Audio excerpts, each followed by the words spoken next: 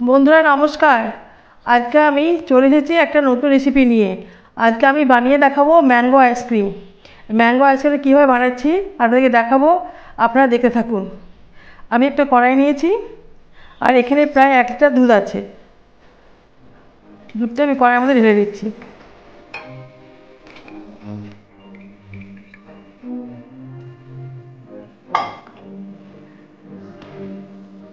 এর মধ্যে হাফ বাটি চিনি দিচ্ছি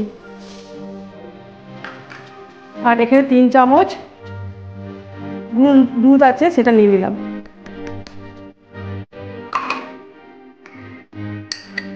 আর এখানে 2 চামচ কাস্টার্ড পাউডার, ভ্যানিলা।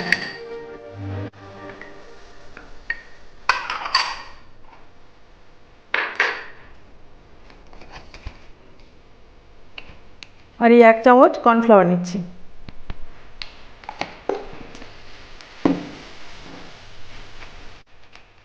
এটা ভালো করে দুধের সঙ্গে মিশিয়ে নেব। আমি এটা মিক্স করে নিচ্ছি ভালো করে। আমার মিক্স হয়ে গেছে।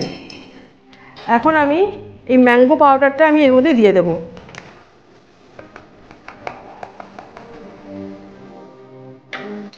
এটাও ভালো করে মিক্স করে নেব। ভালো করে মিক্স করে নিচ্ছি।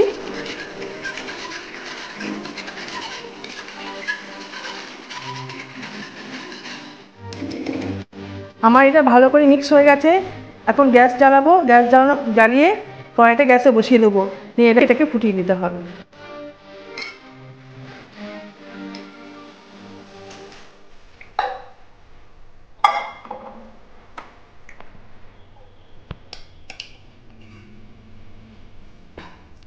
আমার আইসক্রিমের পেস্টটা হয়ে গেছে, এরকম মোটা হয়েছে। এর 30 মোটা করবো না। এখন আমি নামিয়ে নেব। গ্যাস অফ করে দিয়েছি।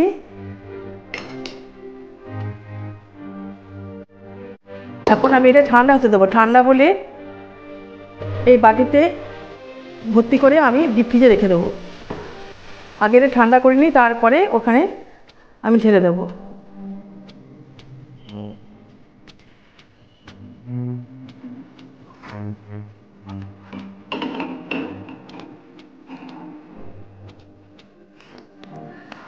আমার এই মিশ্রণটা ঠান্ডা হয়ে গেছে। এখন আমি এই বাটির মধ্যে ঢেলে নেব।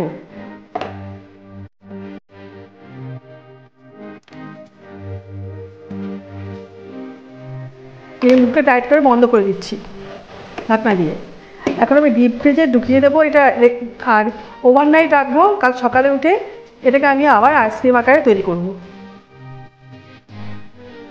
বন্ধুরা, আমার আইসক্রিমটাকে আমি ফ্রিজ থেকে বের করে নিয়েছি। এটা জমার বেঁধে ছিল, আমি অনেকক্ষণ বের করে রেখেছি তরল করার জন্য। এটা তরল হয়ে গেছে। এখন আমি এই বাটির মধ্যে এটা ঢেলে নেব।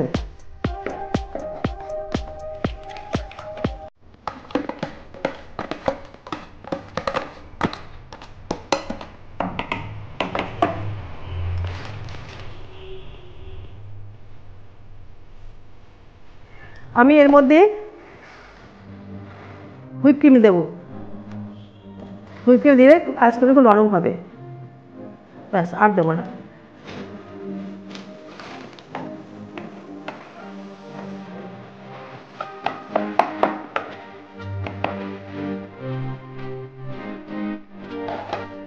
এখন বিটার দিয়ে বিট করে নেব।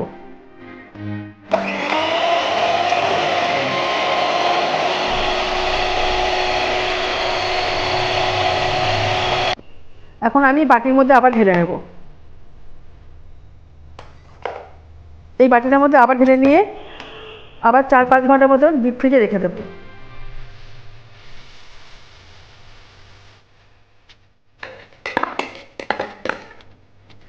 আমার আইসক্রিম রেডি হয়ে গেছে। একটু ট্যাপ করে নেব, ভিতরে হাওয়াটা বেরিয়ে যাবে।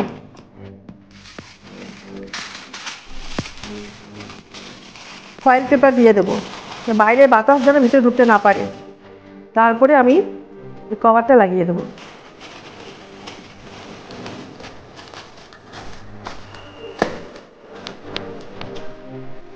আমি ডিপ ফ্রিজে রেখে দেবো 4-5 ঘন্টা মতো।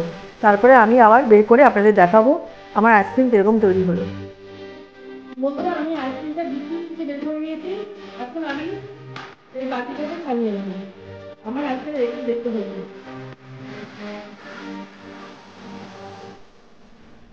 একটু দেখতে হয়েছে।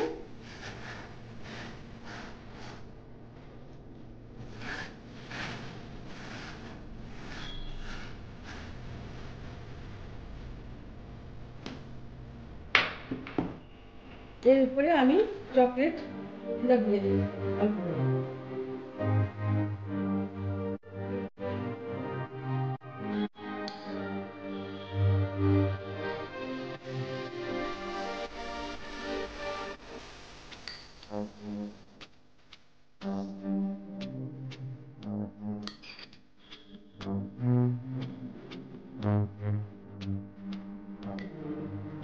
আমার ম্যাঙ্গো আইসক্রিমটা রেডি হয়ে গেছে। আমি এইভাবে বানিয়েছি। ভালো লাগলে বাড়িতে আপনারা বানিয়ে খাবেন। আরও ভালো লাগলে লাইক শেয়ার কমেন্টস করবেন।